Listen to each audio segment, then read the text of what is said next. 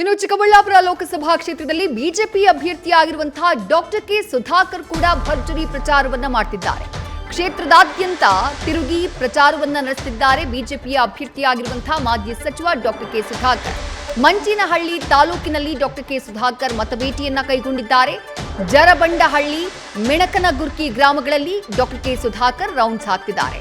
ಈ ಸಂದರ್ಭದಲ್ಲಿ ಜೆಡಿಎಸ್ ಹಾಗೆ ಬಿಜೆಪಿಯ ನಾಯಕರು, ಕಾರ್ಯಕರ್ತರು ಡಾಕ್ಟರ್ ಕೆ ಸುಧಾಕರ್ ಅವರಿಗೆ ಸಾಥನ್ನ ಕೊಟ್ಟಿದ್ದಾರೆ.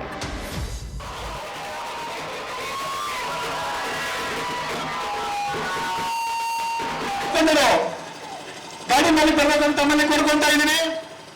ಈಗ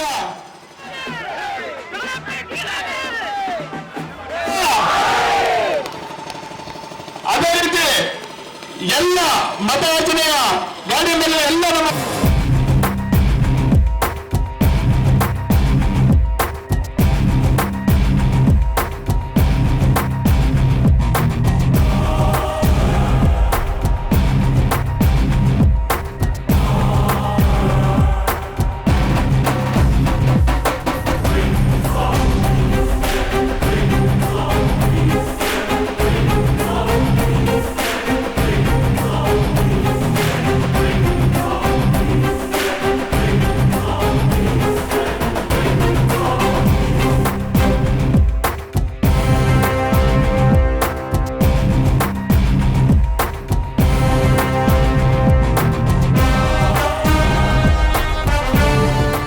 ಬಿಸಿಲಿನ ನಡುವೆ ಕೂಡ ನಮ್ಮ ಕ್ಷೇತ್ರದ ಮತದಾರರು ಇಷ್ಟು ಅಭಿಮಾನದಿಂದ ಪ್ರೀತಿಯಿಂದ ಬಿಸಿಲಿನಲ್ಲೂ ನಿಂತು 1 ಗಂಟೆ ತಡ ಆದರೂ ಕೂಡ ಅಲ್ಲೇ ಬಿಸಿಲಿನಲ್ಲಿ ನಿಂತು ಕಾಯ್ತಾ ಇದ್ದಾರೆ.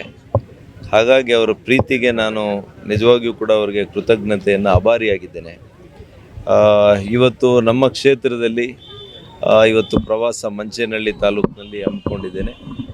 ಇವತ್ತು ಇದು ಜರಬಂಡಹಳ್ಳಿ ಗ್ರಾಮ ಪಂಚಾಯಿತಿ ಹೆಡ್ ಕ್ವಾರ್ಟರ್ಸ್. ಇದೆಲ್ಲ ನಮ್ಮ ಮುಖಂಡರು ನೋಡಿ, ಒಂದೇ ಪಂಚಾಯಿತಿಯಲ್ಲಿ ಅವರೇ ಸ್ವಯಂ ಪ್ರೇರಣೆಯಿಂದ ಬಂದಿರೋವಂಥದ್ದು. ಯಾವ ಮೊಬಿಲೈಸಿಂಗು ಇಲ್ಲ, ಏನೂ ಇಲ್ಲ. ನಾನು ಬರ್ತೀನಿ ಅಂದರೆ ಇಷ್ಟು ಜನ ಬಂದಿದ್ದಾರೆ.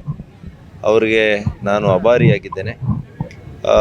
ಇವತ್ತು ಅನೇಕ ಅಭಿವೃದ್ಧಿ ಕೆಲಸ ಕಾರ್ಯಗಳು ನಾನೇನು ಕೈಗೊಂಡಿದ್ದೇನೆ ಈ ತಾಲೂಕಿನಲ್ಲಿ, ಅದು ಒಂದು ಭಾಳ ಮುಖ್ಯವಾಗಿರ್ತಕ್ಕಂಥ ಶ್ರೀರಕ್ಷೆ ನನಗೆ. ಮತ್ತು ಅಚಾತುರ್ಯದಿಂದ ಆಗಿರ್ತಕ್ಕಂಥ ಸೋಲಿಗೆ ಕೂಡ ನಮ್ಮ ಜನರು ಸೇಡನ್ನು ತೀರಿಸ್ಕೊಳ್ಳುವಂಥ ಒಂದು ಉದ್ದೇಶವನ್ನು ಇಟ್ಕೊಂಡಿದ್ದಾರೆ ಈ ಬಾರಿ.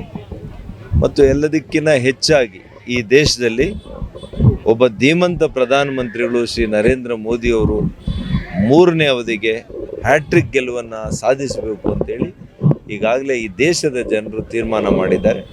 ಅದು ಭಾಳ ದೊಡ್ಡ ಒಂದು ನಮಗೆ ಪರವಾಗಿರ್ತಕ್ಕಂಥ ಅಂಶ. ಹೌದೌದು, ಮಂಚೇನಹಳ್ಳಿ ತಾಲೂಕು ಮಾಡಿದ್ದು ಕೂಡ ನಾನು ಚುನಾವಣೆಯಲ್ಲಿ ಭರವಸೆ ಕೊಟ್ಟಿದ್ದೆ. ಭರವಸೆಯಂತೆ ನಾನು ನಡ್ಕೊಂಡಿದ್ದೀನಿ. ಅವ್ರಿಗೆ ತಾಲೂಕು ಮಾಡಿಕೊಟ್ಟಿದ್ದೀನಿ. ತಾಲೂಕು ಆಸ್ಪತ್ರೆ ಮಾಡಿದ್ದೇವೆ.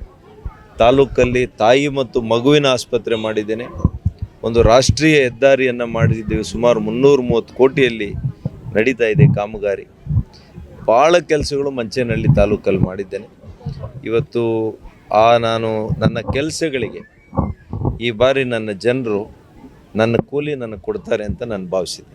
ನೋವು ಪಡ್ತಾ ಇದ್ದಾರೆ. ಇವತ್ತು ಅವರು ಮಗನು ದೂರ ಆದಂಗೆ, ಒಬ್ಬ ಸಹೋದರ ದೂರ ಆದಂಗೆ ಕಳೆದ 1 ವರ್ಷದಿಂದ ಅವರು ಕೂಡ ನೋವನ್ನು ಅನುಭವಿಸ್ತಾ ಇದ್ದಾರೆ. ಈ ಬಾರಿ ಅವರೆಲ್ಲರೂ ಕೂಡ ಸ್ವಯಂ ಪ್ರೇರಣೆಯಿಂದ ಭಾಳ ಭಾವನಾತ್ಮಕವಾಗಿದ್ದಾರೆ. ಭಾಳ ಪ್ರೀತಿಯಿಂದ, ಕಿಚ್ಚಿನಿಂದ ಈ ಬಾರಿ ಚುನಾವಣೆಯನ್ನು ಎದುರಿಸಿ ಅತಿ ಹೆಚ್ಚು ಮತಗಳು ಕೊಡ್ತಾರೆ ಅಂತ ನನಗೆ ನಿರೀಕ್ಷೆ ಇದೆ. ನ್ಯೂಸ್ ಫಸ್ಟ್, ನಿರ್ಭೀತಿಯಿಂದ ನಿಮ್ಮ ಪರವಾಗಿ.